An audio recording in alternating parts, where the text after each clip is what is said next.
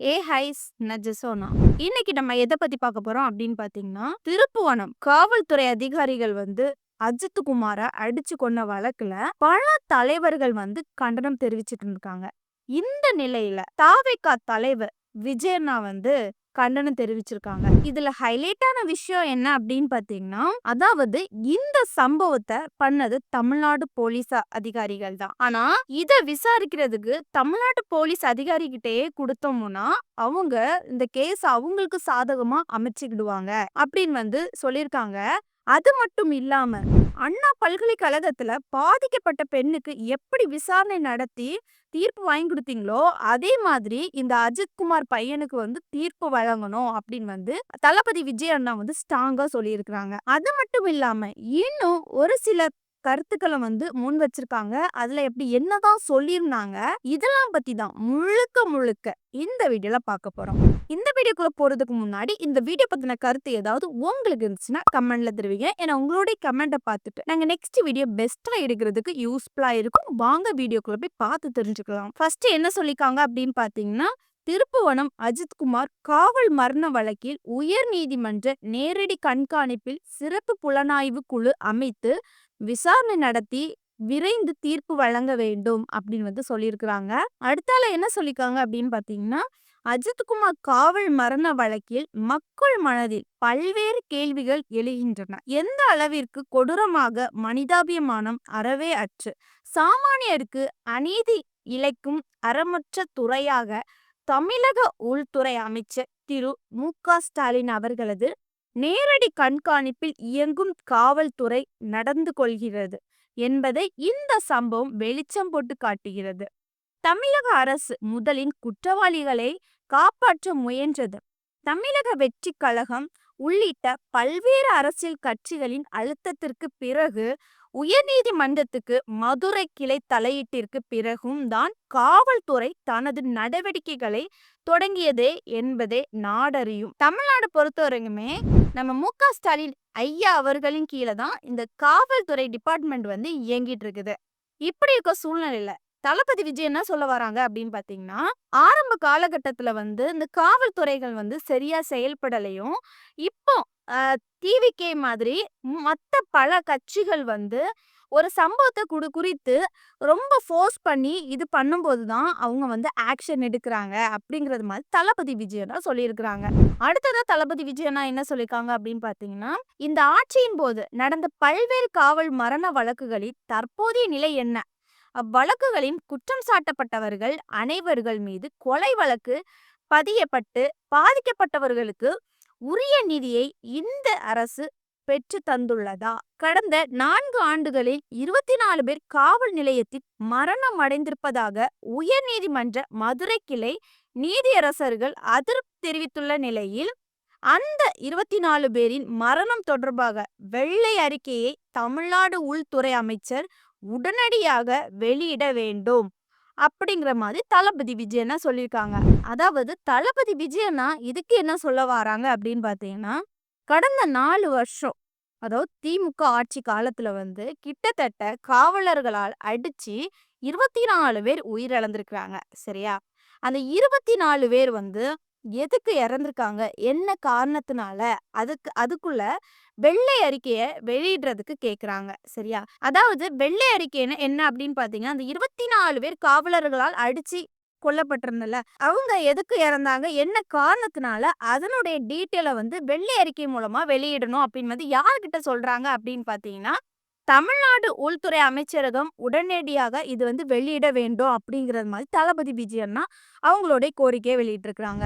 அடுத்ததாட்டு என்ன அப்படின்னு பார்த்தீங்கன்னா, அஜித்குமார் காவல் மரண வழக்கின் காவல்துறையினரை கொலை குற்றவாளிகள் என்பதால் இதனை தமிழ்நாடு காவல்துறை விசாரித்தால் விசாரணை நியாயமாக நடைபெறாது. எனவே அண்ணா பல்கலைக்கழக மாணவி பாலியல் வன்கொடுமை வழக்கில் உயர்நீதிமன்ற நேரடி கண்காணிப்பில் சிறப்பு புலனாய்வு குழு அமைக்கப்பட்ட விசாரணை நடத்தப்பட்டு விரைந்து தீர்ப்பு வழங்கப்பட்டது. அதுபோலவே இந்த வழக்கிலும் உயர்நீதிமன்றத்தின் நேரடி கண்காணிப்பில் சிறப்பு விசாரணை குழுவை அமைத்து விரைந்து விசாரணை நடத்தி நீதியை நிலைநாட்ட வேண்டும் அப்படிங்கிறது மாதிரி தளபதி விஜயனா சொல்லியிருக்காங்க. அதாவது தளபதி விஜயனா என்ன சொல்ல வராங்க அப்படின்னு பாத்தீங்கன்னா, அஜித்குமார கொலை பண்ணது வந்து தமிழ்நாட்டு காவல்துறை அதிகாரிகள் தான். அப்போ இந்த சம்பவத்த வந்து தமிழ்நாட்டு காவல்துறை அதிகாரிகிட்டயே விசாரணை நடத்துறதுக்கு குடுத்தாங்க அப்படின்னு பார்த்தீங்கன்னா, இத வந்து அவங்களுக்கு சாதகமா மாத்துறதுக்கு வாய்ப்பு இருக்குது. சென்னை அண்ணா பல்கலைக்கழகத்துல வந்து பாதிக்கப்பட்ட பெண்ணுக்கு வந்து உயர்நீதிமன்றத்துல இருந்து எப்படி ஒரு குழு அமைச்சு விசாரணை நடத்தி சீக்கிரமா தீர்ப்பு குடுத்தாங்களோ, அதே மாதிரி இந்த அஜித்குமார் வழக்குல உயர் நீதிமன்றக்கு ஒரு குழு அமைச்சு, இந்த தீர்ப்ப வந்து சீக்கிரமா குடுக்கணும் அப்படிங்கிறது மாதிரி தளபதி விஜய் அண்ணா சொல்லியிருக்கிறாங்க. இது என்ன பொறுத்தவரைக்கும் தளபதி விஜய் அண்ணா சொன்னது வந்து நியாயம் தான் சொல்வேன். ஏன்னா, அஜித்குமார கொன்னது வந்து தமிழ்நாட்டு காவல்துறை அதிகாரிகள் தான். அப்போ இந்த சம்பவத்த வந்து விசாரணை நடத்துறதுக்கு தமிழ்நாட்டு போலீஸ் கிட்ட குடுக்கும்போது, அவங்களுக்கு நியாயமா மாத்திக்கிடுவாங்களோ அப்படிங்கிறது மாதிரி மக்கள் மனசுல வந்து பயம், பதற்றம் எல்லாமே இருக்கதான் செய்யும். அதுக்காக நான் எல்லா போலீஸ் அதிகாரிகள் வந்து நான் வந்து தப்பானவங்க அப்படிங்கிற மாரி சொல்ல மாட்டேன். ஒரு சில பலர்கள் வந்து இருக்கதான் செய்றாங்க. அதுக்காக உடனே தீர்ப்பு வழங்குறதுக்காக தான் உயர் நீதிமன்றத்திலருந்து ஒரு குழு அமைச்சு இந்த விசாரணை வந்து தீர்ப்பு வழங்கணும் அப்படிங்கிறது மாதிரி பண்ணாங்கன்னா, கண்டிப்பா அஜித்குமாரோடைய வழக்கு வந்து சீக்கிரமா தீர்ப்பு வழங்கப்படும் அப்படிங்கிறது மாதிரி என்ன பொறுத்தவரைக்கும் கருத்தும் இதுதான். அடுத்தது என்ன சொல்லியிருக்காங்க அப்படின்னு பார்த்தீங்கன்னா, இத்தகைய கொடூர சம்பவம் இனி ஒருபோதும் நடைபெறாது என்று உள்துறை அமைச்சர் திரு மு.க. ஸ்டாலின் அவர்கள் தமிழ்நாட்டு மக்களுக்கு உடனடியாக உறுதியும் உத்தரவாதமும் அளிக்க வேண்டும். இல்லையேல் பாமர மக்களை வதைக்கும் அதிகார துஷ்பிரயோக மு.க. ஸ்டாலின் அவர்களது தலைமையிலான இந்த அராஜக அரசுக்கு வரும் 2026 சட்டமன்ற தேர்தலின் தமிழக வரலாற்றின் திமுக நினைத்து கூட பார்க்க முடியாத தோல்வியை மக்கள் பரிசாக அளிப்பார்கள் என்பதை எச்சரிக்கையாக தெரிவித்துக் கொள்கிறேன் அப்படிங்கிறது மாதிரி தளபதி விஜய் அண்ணா சொல்லியிருக்கிறாங்க.